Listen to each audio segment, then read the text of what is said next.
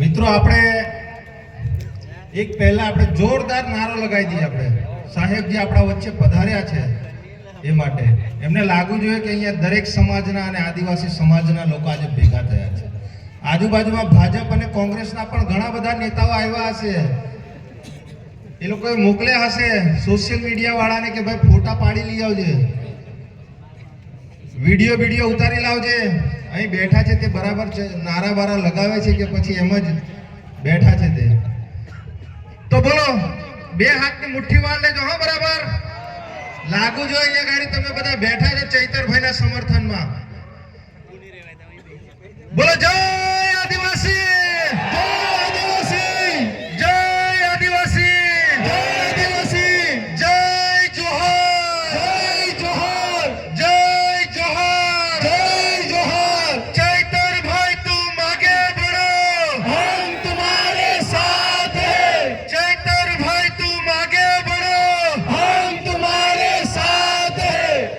અહીંયા ગાડી આપણી વચ્ચે ઉપસ્થિત થયેલા આપણા સૌના લોકલાડીલા ધારાસભ્ય શ્રી જેઓ હર હંમેશ ઉમરગામથી અંબાજી હોય કે સમગ્ર ગુજરાતના દરેક સમાજના નાના મોટા પ્રશ્ન ઉઠાવે છે એવા ચૈતરભાઈ વસાવા માટે આપણે એમને જોરદાર તાળીઓના ગણગણાટથી એમનું સ્વાગત કરી લઈએ.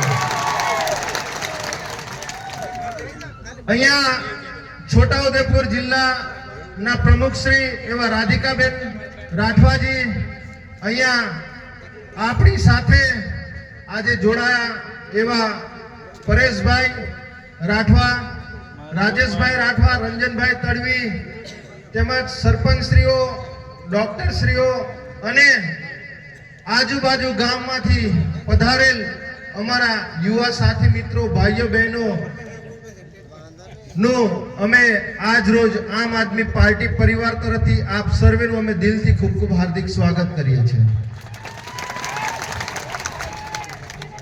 મિત્રો, અહીંયા ગાડી ખરેખર દેખાઈ રહ્યું છે કે આજે કવાંટની જનતા ખરેખર પરિવર્તન ઈચ્છી રહી છે. ઈચ્છી રહી છે ને? આપણે પરિવર્તન લાવવાનું છે ને? બદલાવ લાવવાનો છે ને? આ તમારું જે જુનૂન અને તમારો જે ઉત્સાહ અહીંથી લાગી રહ્યું છે કે ખરેખર આ ભારતીય જનતા પાર્ટી ને કોંગ્રેસમાંથી હવે આપણે પરિવર્તન તરફ જઈ રહ્યા છીએ. મિત્રો, ડેડિયાપાડાની જનતા એ તો જાગી ગઈ હતી 2022 થી જ, અને એમણે વિચારી લીધું હતું કે આ ભાજપ અને કોંગ્રેસ થી અમે કંટાળી ગયા છે, અને એમણે આપણાને એક ટાઈગર આપી દીધો છે. ટાઈગર.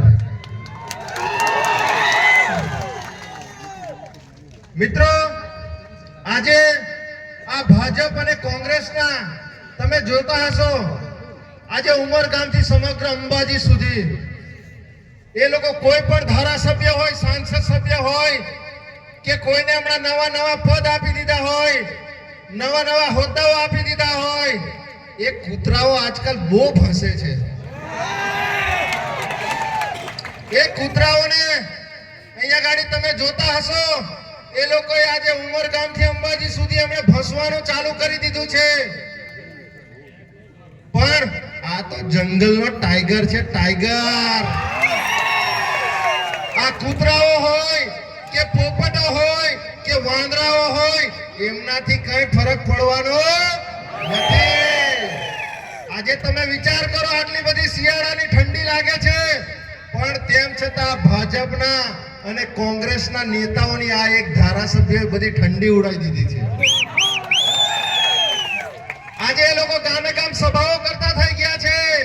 આજે ચૈતરભાઈની જ્યાં સભાઓની જાહેરાત થાય તેના 4-5 દિવસ પહેલા એ હમણાં ઢોલ નગારા લઈને નીકળી પડ્યા છે. જોયા છે ને તમે?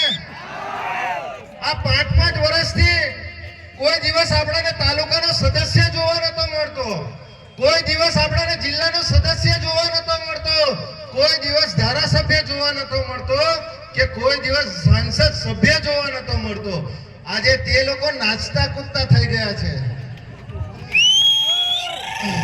તે લોકો નાચતા કૂદતા તો થઈ ગયા છે, પણ સાથે સાથે તે લોકો ચૈતરભાઈના ગુણગાન ગાતા થઈ ગયા છે. આજે તમે જો, આજે એમની જેટલી પણ સભાઓ થાય છે, જે લોકો વિકાસની વાત નથી કરતા. એ લોકો વિકાસની વાત નથી કરતા કે અમે અમારા આદિવાસી સમાજ માટે શું કર્યું, અમે બીજા સમાજ માટે શું કર્યું, અમે કેટલી યોજનાઓ એ કરી. એ લોકો રાત દિવસ 4-5 દિવસ પહેલા જાહેરાત કરી દે કે અમારે કવાંટમાં કાર્યક્રમ કરવો છે, અમારે છોટાઉદેપુરમાં કાર્યક્રમ કરવો છે, અમારે દાહોદમાં કાર્યક્રમ કરવો છે, અમારે સોનગઢ વ્યારામાં કાર્યક્રમ કરવો છે. તો ત્યાં ગાડી જે કાર્યક્રમો કરે ત્યાર પહેલા આ ભાજપની જે આ નારંગી ગેંગ એ તૈયાર કરી રહી છે કે ચૈતરભાઈ માટે મારે સ્ટેજ પર આવીને શું બોલવું છે. સાચી વાત છે ને? મારે ચૈતરભાઈ માટે સ્ટેજ પર આવીને શું બોલવું છે? આ ચૈતરભાઈ તો હિન્દુ વિરોધી છે, આ ચૈતરભાઈ તો આદિવાસી વિરોધી છે, આ ચૈતરભાઈ તો ફલાણાએ આમ કરી નાખ્યું, એમણે તેમ કરી નાખ્યું. અરે ભાઈ, ચૈતરભાઈ વસાવા 2022 થી ધારાસભ્ય છે. તમે તો 10-10, 15-15 વર્ષ, 30-30 વર્ષ, 35-35 વર્ષથી તમારી સરકાર છે, પણ તેમ છતાં આ એક ધારાસભ્ય 2022 થી હજુ તો ખાલી ચૂંટાઈને એને એન્ટ્રી મારી છે. 2026 માં તાલુકા, જિલ્લા પંચાયત અને નગરપાલિકાની ચૂંટણીઓ આવે છે. આ તાલુકા જિલ્લામાં તમારા સુપડા સાપના કરી નાખીએ તો તમે જોઈ લેજો.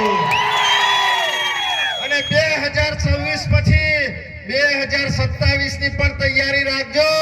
જે લોકો વિધાનસભામાં બેઠા છે, આ આદિવાસી ના જે જન્મના પ્રમાણપત્ર પર તમે જે બેઠા છો ત્યાં ગાડી, તો એ ભાજપ અને કોંગ્રેસના નેતાઓને પણ આ જાહેર મંચ પરથી કહેવા માંગે છે કે 2026 માં અને 2027 માં તમારી ખુરશી પણ આ સમગ્ર આદિવાસી વિસ્તારમાંથી છીનવાઈ જશે.